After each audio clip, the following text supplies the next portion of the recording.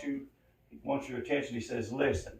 But he also said, hearken means there needs to be some action done. When you hear the word of the Lord and the Spirit's dealing with you, you need a little bit of action. You need that one step that Roy mentioned a while ago. You've got to do something.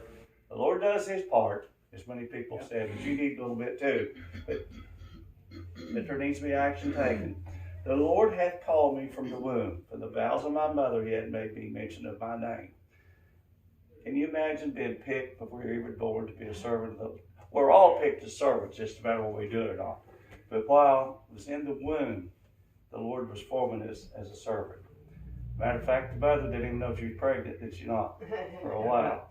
Wouldn't that be something? But yet, even though he had chose this person, or this, I guess we want to call Jesus a person, even though he had been chosen, but his name had not been mentioned yet. If you remember, John the Baptist said, are you the one? Didn't say his name, did he not? But until then, the word Jesus had not been used yet. Verse 2, and he hath made my mouth sharp like a sword.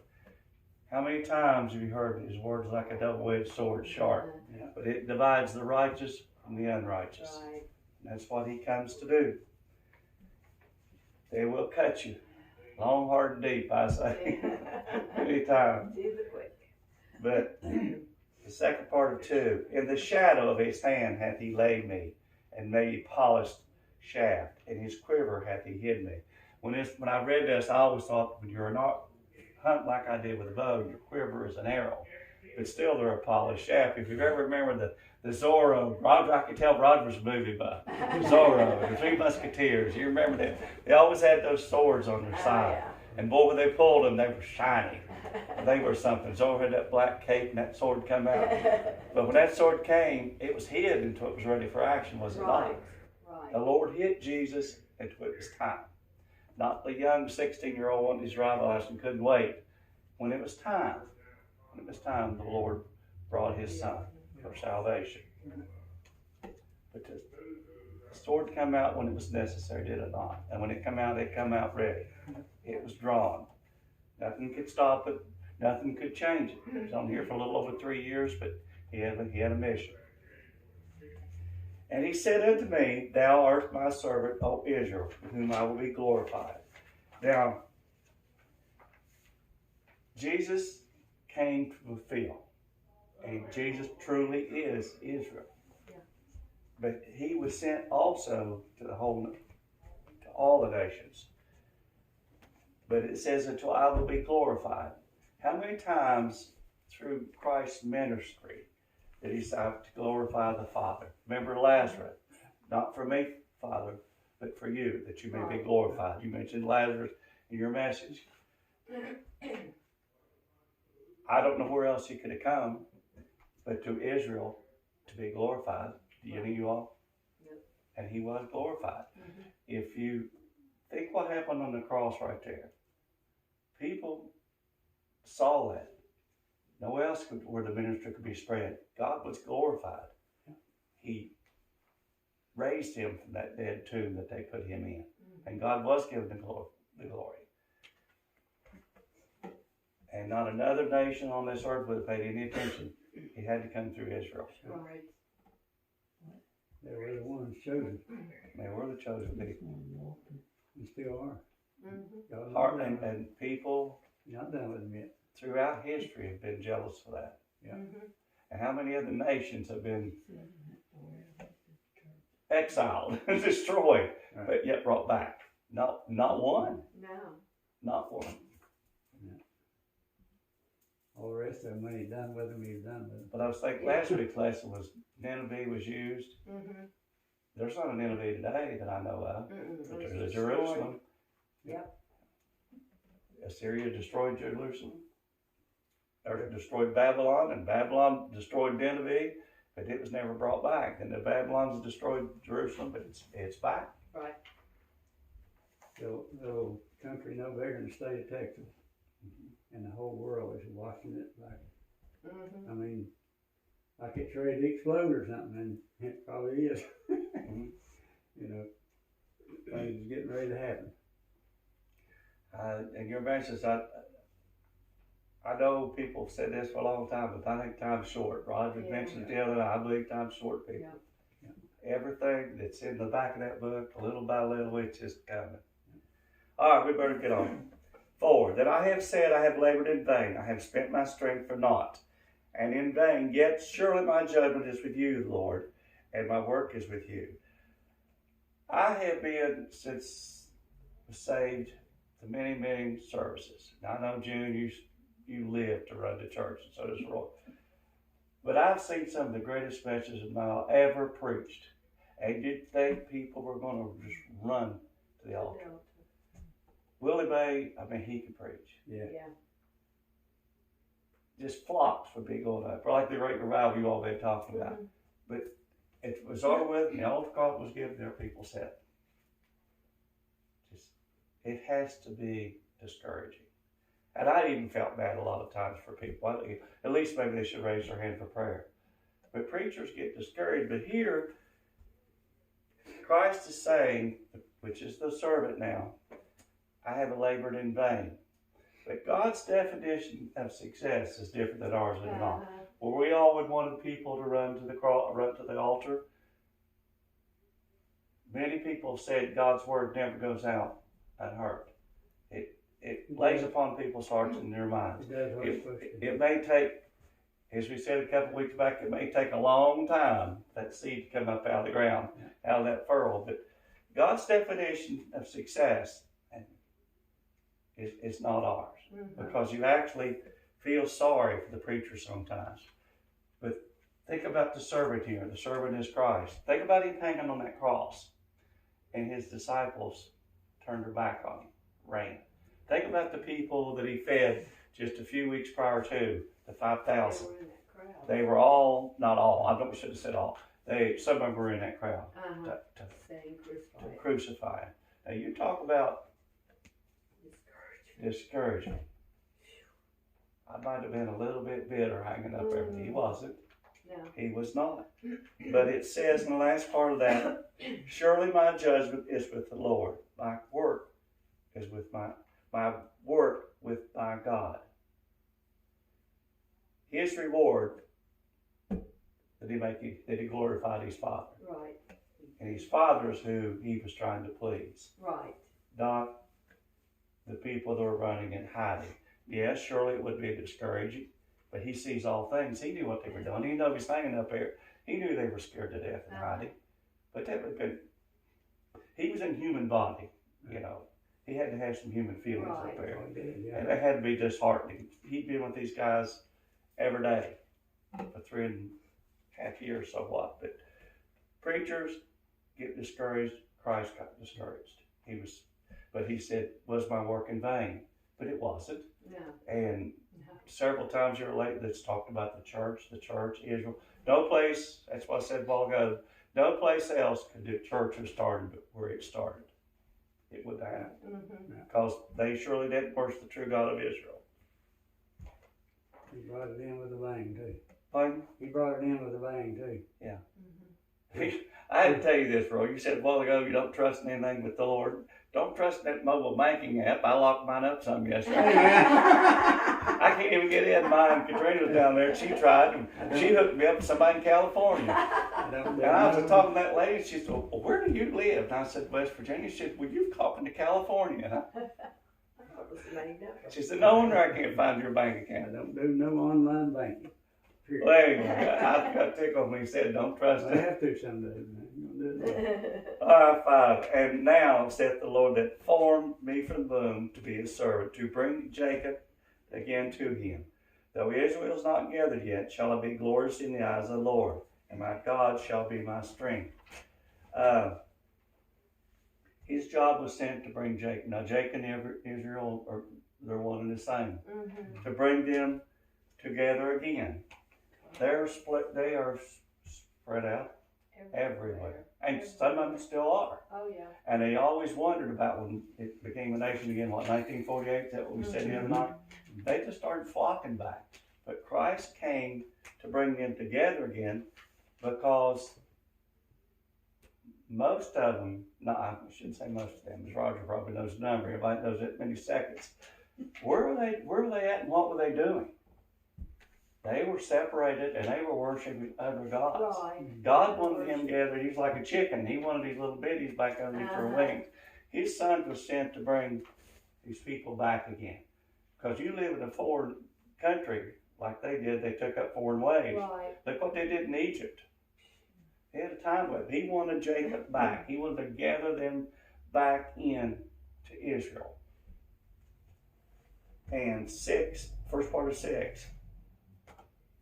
And he said, it is a light thing that should be my servant to raise up the tribes of Jacob and restore the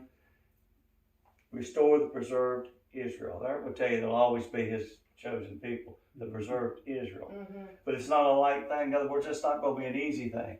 Israel's never been, you would think, all the things that God did before them, they would be just in awe all the time. You know, even Katrina tell her children about it, what God had done. Mm-hmm. But it was probably just the opposite.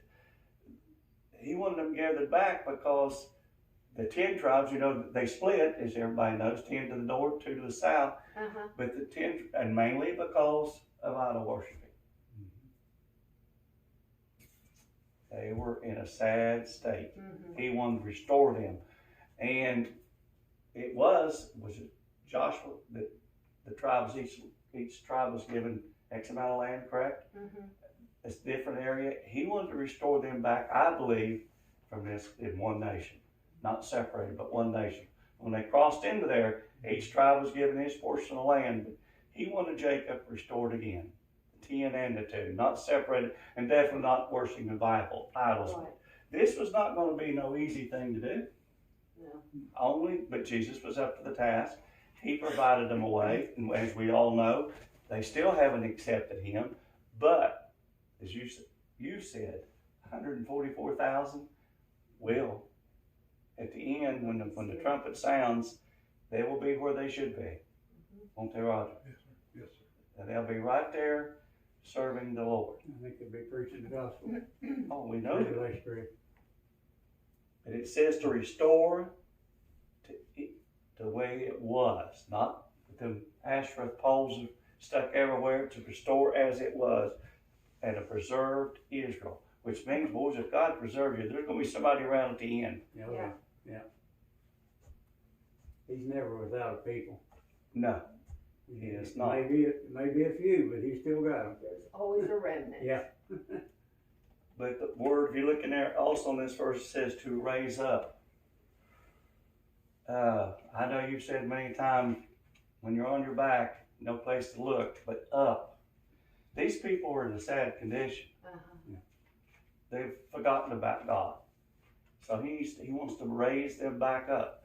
There's a lot of people living on the streets and gutters and everything else right now. They need to be raised up. Mm-hmm. They need to be lifted up to a God. Yeah. This God loves you. Get out of the bottle, get out of the drugs, get out of the gutter. But his tribes, his people are in sad shape. And Jesus is sent to raise them up, to gather them back like the flock that they should be and worship the Lord. But also, he's also going to get, I will give thee for a light to the Gentiles, that thou mayst be my salvation to the end of the earth. He was also sent to the Gentiles. Yes, he was. Thank God. And Roger said that we were grafted in. Is that the correct word? Yep. If it hadn't been for the Jew, and if they hadn't got up out of the gutter, they hadn't started a church there, where would we be? We didn't have one. We had the idols. Right. I know, but that was his plan all along. God doesn't do anything from the hip like I do. He has a plan. He has a plan from the start. It's not haphazard. His scope works real good. Yeah. But did you ever wonder if they sat up there and talked about this?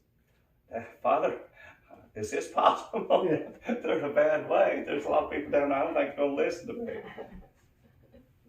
Yeah, they know in detail what's happening. Oh, yeah. What's going to happen.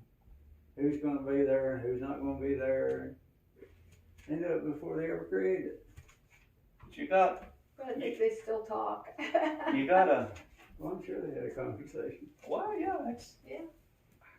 I guess I think I just can't imagine. I think heaven should be fun. I think we ought to have fun down here. I don't think we should be a solemn bunch. We got everything in the world to be happy for. Why should we sit around? We got the best deal that's ever come down the pipe. Yeah. In my opinion. Yeah. But you think about it, one little nation, God didn't want to keep it. He wasn't selfish. He didn't want to keep it all in one little place. Right. He wanted salvation to spread around the world. You think from what'd you say, a little nation size of Texas? Yeah. To the Ukraine, to Africa, to the United States. It's everywhere. It's everywhere. It's a worldwide salvation. But what I said a while ago, you need to listen and you need to hearken. They go together. A little bit of work is involved there, one step. And sometimes you have to take a step, just say, I will, I want. A lot of people can't talk. And there's funny places. I worked with a guy, he told me he was saved on an elevator. And I thought it was so funny many times. The same elevator, we had to cut a hole in and get Larry Carey out.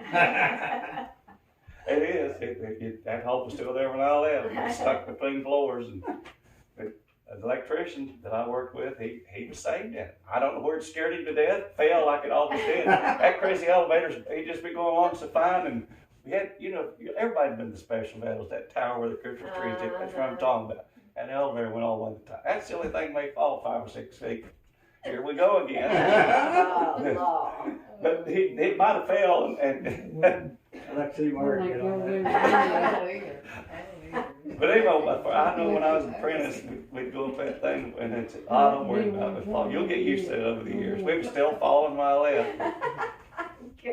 And everybody in the world worked on the brakes. It still does the same. Hit squeak, carry on, but it might make you want to be saved or think about what you But one night we was coming down after a job, and a guy of mine, a dear friend of mine, was instrumental and always praying for me. He still sends me texts every morning about the Lord.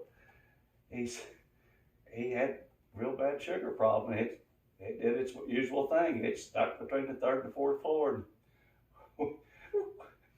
But we got all Ducky sit down, and I got up there. We cut a hole in the screen. We hoisted him through that screen, and 2 guys dragged him out on the next. Called him down and sent him to the hospital. So, famous elevator. 7. Thus saith the Lord, the Redeemer of Israel, and his Holy One, to him whom man despiseth, to him whom the nations abhorreth, to the servant of the rulers. Thus saith the Lord, the Redeemer of Israel. Well, did he not redeem Israel? He brought them out of Egypt, did he not? Yeah. But he also is the Holy One. He never changes. We are to be holy like God. We're not, but I'm not. We're not holy. We strive to be holy, but he will never change.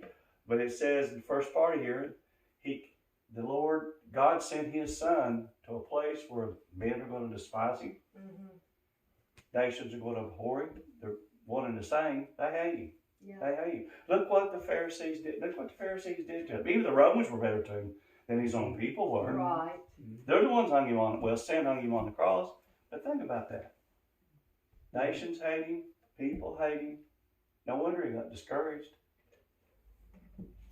But, next part of that verse, 7b, kings shall see and arise, princes also shall worship, because of the Lord that is faithful, and his Holy One of Israel, he shall choose thee.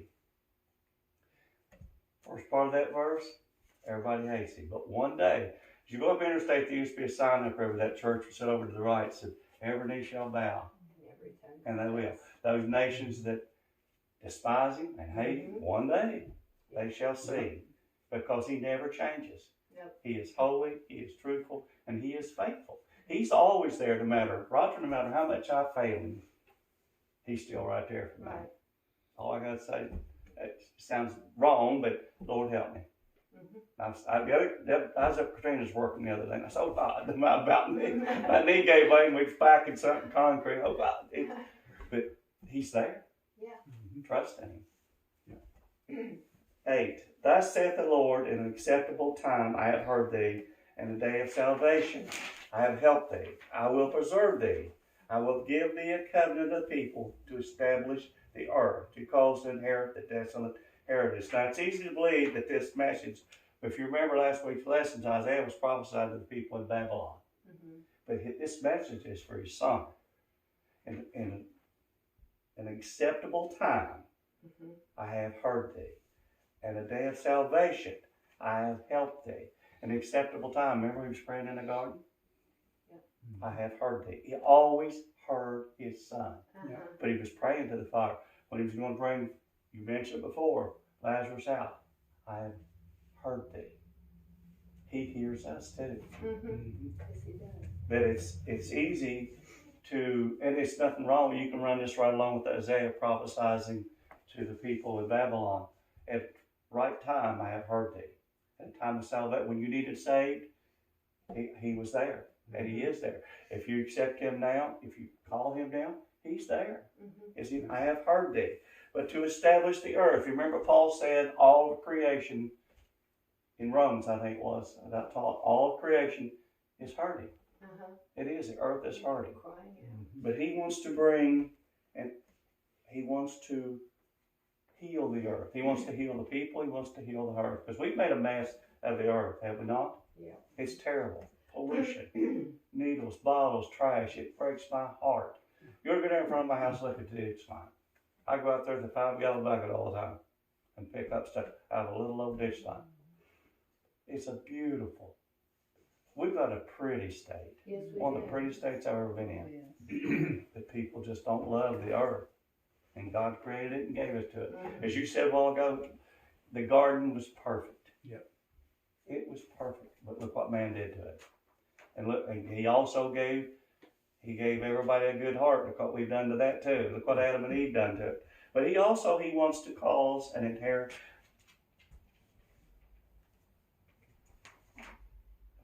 Israel was perfect. It was a good place too.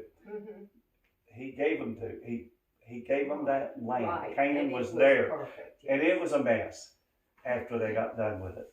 And the land that was divided up and given to the people, it was made a mess of too when they come in. It was destroyed.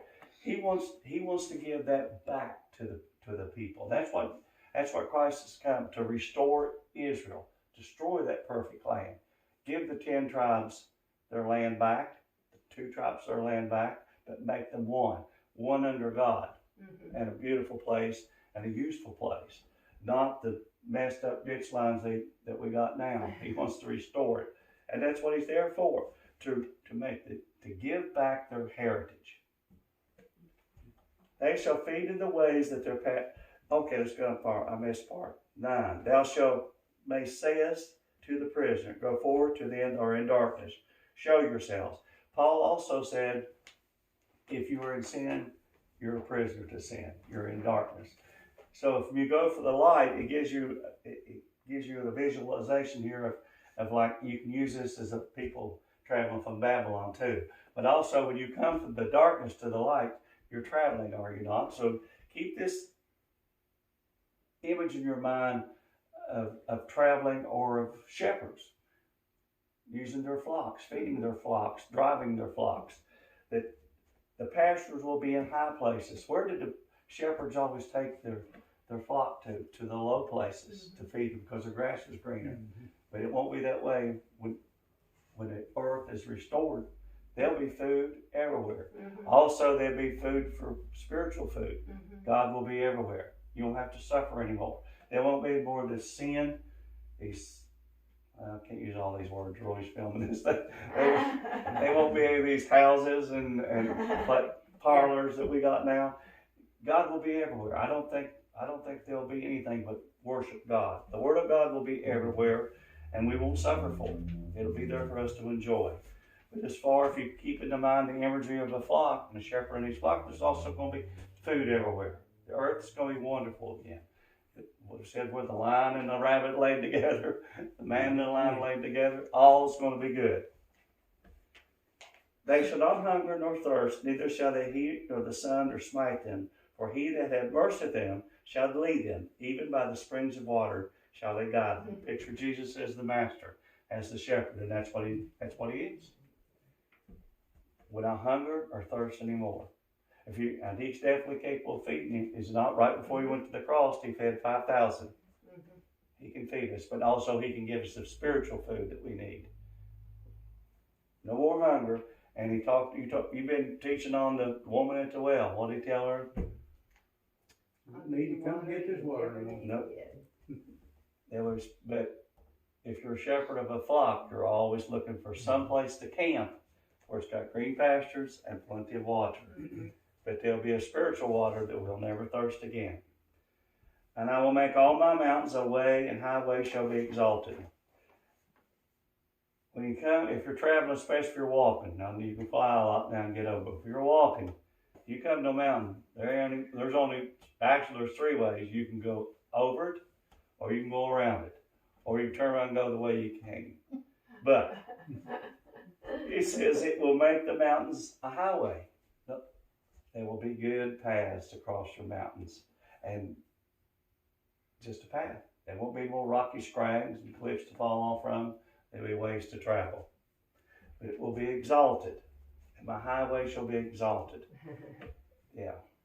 The highways traveled then was probably they were trodden down, and definitely there was no food. But it says they would be lifted up, raised up. But if you look at this another way, in your spiritual life, your spiritual walk, and as long as we're here, there's going to be mountains in front of you. You'll think they're a mountain. Yeah. Probably you said you faced, Lord, you just went to the end of your rope one day and you just turned that bell over to him. You couldn't do it. There's all kinds of mountains in front of you. It may be alcohol, it may be drugs, it may be divorce, it may be your job. But turn it over to the Lord. That mountain can be walked over. It'll become small if you trust. Right. You have to trust. Behold, these shall come from far. Lo, these shall come from the north, from the west, and from the land of Sinim.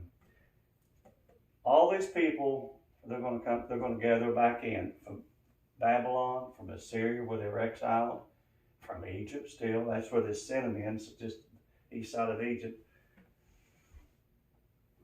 All this is found, that Sinim, they've never found this until they dug up the Dead Sea Scrolls, it says. I'd never heard of it till this. But they're all going to come back.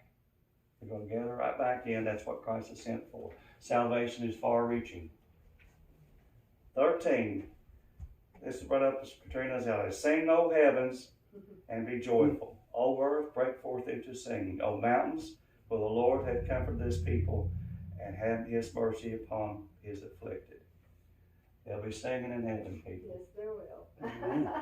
You're going to be director up there, Katrina. I doubt I'll be the director, but I'll be singing. But it says, all the earth shall sing. Won't be complaining and moaning and groaning like he says he does, and I do for sure. More AFib, more bad joints, more bad knees. Katrina catch me, oh God, the knee went out. We didn't care what it was about. Dave wasn't down where Dave ran to, but me and poor little Katrina was dragging 80 pounds bags of concrete. I can lift them all right, but my knees won't want to lift them. They just kind of go, oh well. But the earth will break forth in song, and it will. It said, be one song and everybody knows that.